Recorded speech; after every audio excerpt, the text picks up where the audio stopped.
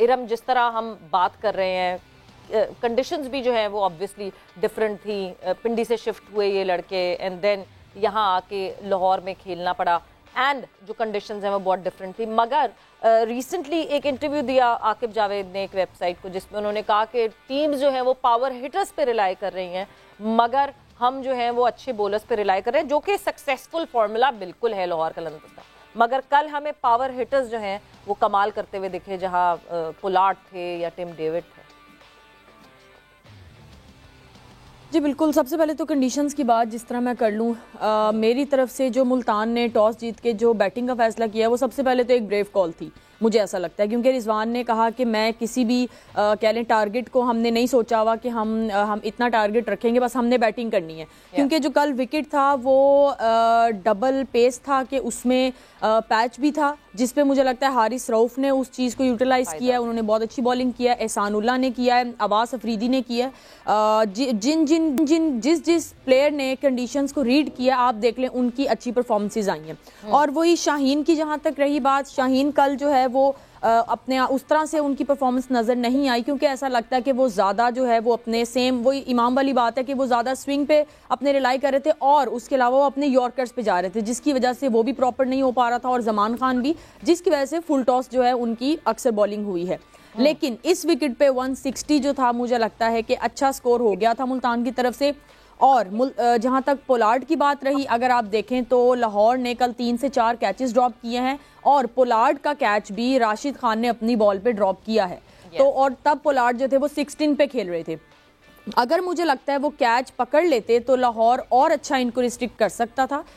वही बात है कि राशिद खान ने रिजवान की विकेट ली, वो भी अच्छी, एक हार्ड लेंथ थी, जिस बॉलर ने भी हार्ड लेंथ पे आके हिट किया बॉल को वो बॉलर कामयाब रहा है। बाकी बैटिंग अच्छी हुई है। दूसरी एंड से देखें तो पोलार्ड ने अच्छी थोड़ी ब्रेव इनिंग खेली है, किसी डर में नहीं रहे कि यार विकेट जो है वो ज़्यादा बॉलर को सपोर्ट कर रहा है। लेकिन मुझे लगता है मुल्तान ने प्रेशर हैंडल करके एक अच्छी क्रिकेट खेली है। A player like पोलार्ड, और पोलार्ड को चांसेस मिल जाएं तो Pollard will never forgive you. Lala, break पे जाने से पहले एक मैं कंसर्न शो करके गई थी कि कहीं ना कहीं कल ऐसा लगा कि शाहीन कंफर्टेबल नहीं थे, अपनी बॉलिंग में भी कंफर्टेबल नहीं लगे, वो फील्डिंग करते हुए भी कंफर्टेबल नहीं लगे। क्या हमें डरना चाहिए एज पाकिस्तानी फैन कि हमारे स्पीयर हेड बॉलर को फिर इश्यूज हो रहे हैं? सवेरे एसएच कुछ वो जो नीका था वो तो अब कवर हो चुका है, उसको तो रिहैब कर लिया है, वो पूरा अच्छा फील कर रहा है। लेकिन मुझे कल रात को पता चला कि वो 2 दिन से जो है वो बुखार में है और मैच में भी उसको बुखार था। अगर आपको बुखार तो आपको खेलना ही नहीं चाहिए। अगर आपको टेम्परेचर है इतना हाई तो आपको खेलने की जरूरत ही नहीं, आप रेस्ट करते। लेकिन वो भी फिर जज्बाती आदमी तो है, तो वो ये चाह रहा था कि ये मैच जीत जाएंगे तो फिर मैं रेस्ट कर लूंगा, फाइनल तक मुझे काफी दिन मिल जाएंगे। लेकिन मैं समझता हूँ जब तक आप पूरी तरह फिट ना हो आपको ग्राउंड में नहीं उतरना चाहिए। हाँ, मगर आपको पता है, मुझे एक दफ़ा पहले भी पिछले सीजन में भी याद है कि शाहीन के अंगूठे पे कुछ इशू हुआ था, शायद एक हेयरलाइन फ्रैक्चर था, जिस पे उन्होंने जो है वो कवर लगा के ही प्लेड, उन्होंने कहा मैं बैठूं, मैं खेलूंगा। सो वो तो हमें पता है कि शाहीन कितने जज्बाती हैं इस मामले में। और कल वो नहीं, आप खेलो जब तक 100% फिटनेस इंपॉर्टेंट है ना, आपको नुकसान, आपकी परफॉर्मेंस को नुकसान होता है, टीम को नुकसान होता है। फिटनेस इंपॉर्टेंट चीज है जी, आपने परफॉर्म करना होता है। बिल्कुल परफॉर्म करना होता है। मुशी भाई, जहां मैं टीम के जो डग आउट में बैठे हुए और जब जो है ग्राउंड में जब आप लोगों को बीच में स्ट्रेटेजिक टाइम आउट भी मिला, उस पे कोई कॉन्वर्जेशन हुई कि अब डिफरेंट तरीके से अप्लाई करना पड़ेगा चीज़ों को? और जब ये 160 रन बने, सो वर यू सेटिस्फाइड कि ये ठीक है, जो PSL 8 का पार स्कोर था उससे कम बने, बट ये जो कंडीशंस है इसके हिसाब से ये सही बन गए रन?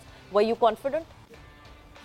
जी, काफी हम थोड़े क्लियर थे एक्चुअली। ये जितने भी बातें हमारे एक्सपर्ट कर रहे हैं बिल्कुल ठीक कर रहे हैं। आपने बड़ा अच्छा डिस्क्राइब किया है कि सिचुएशन को बैट्समैनों ने अच्छा रीड कर लिया था। जब हम टाइम आउट के मौके के ऊपर गए और जाके जब हमने बात की, पोलार्ड और टिम डेविड तब अंदर खेल रहे थे, तो हमने यही बात की थी कि अब 5 ओवर रह गए, इसको मैक्सिमम इसको यूटिलाइज किया जा सकता है। अगर हम 60 to 70 रन करते हैं, हमारी विकेटें पीछे हाथ में है, तो लाइसेंस आप लोगों के पास है, क्योंकि उनके जो मेन बॉलर है, जो विकेट टेकिंग ऑप्शन थी, ऑलमोस्ट राशिद को उन्होंने उसके 4 ओवर खत्म हो गए थे।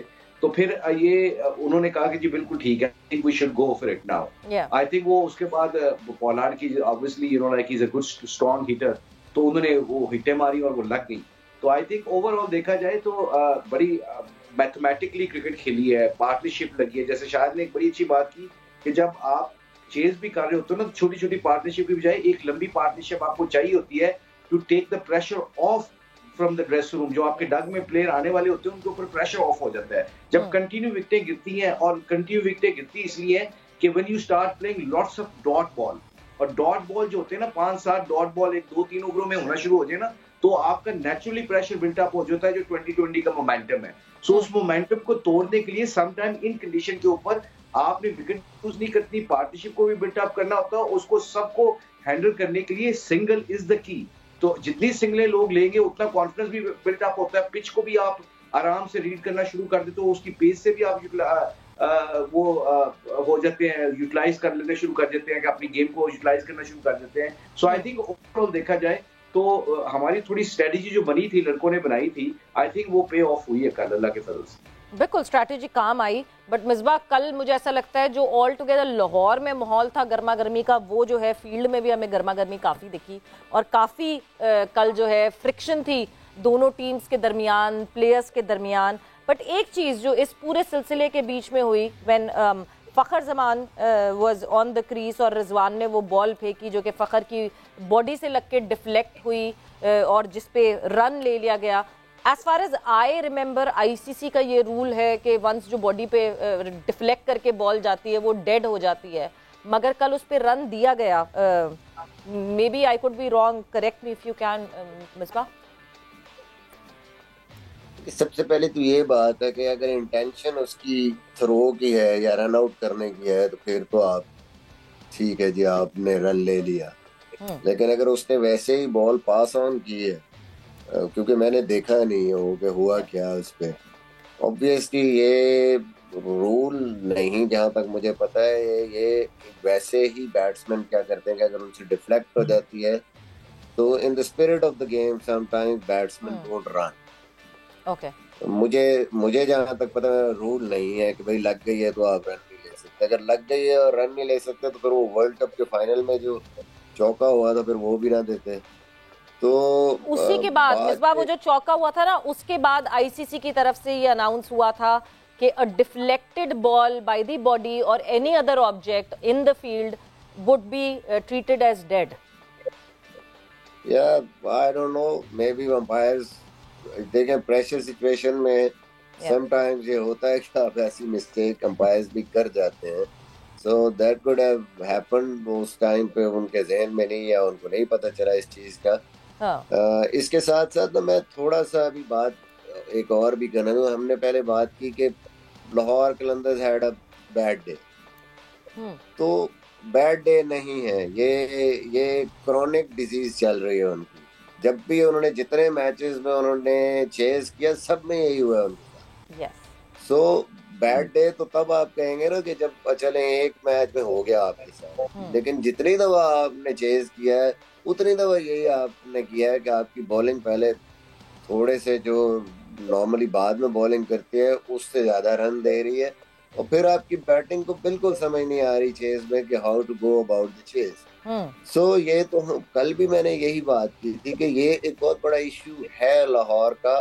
जब आप उन गेम्स में जिनमें आप अंडर प्रेशर ही हैं, ऑलरेडी क्वालिफाई कर लिया, वहां पे भी आप चेज में आपकी ये हालत हो रही है, तो अब जब आप ऐसी स्टेज पे प्लेऑफ्स में जा रहे हैं तो वहां पे अगर यही सिचुएशन आ गई तो it will be even worse than that जो पहले हो रहा था, और वही हुआ है। तो आई थिंक चैंपियन टीम, मैंने कल भी कहा था कि जो हर सिचुएशन के लिए तैयार हो, उसके पास ऐसे रिसोर्सेज हो, उसको पता हो कि हम जैसी भी सिचुएशन आएगी उससे हमने निकलना है। तो ये तो एक ऐसी सिचुएशन है जिसपे बिल्कुल लाहौर ने हाथ उठाए हुए हैं कि बस हैंड्स अप किया हुआ कि बस इस सिचुएशन से हम नहीं निकल सकते।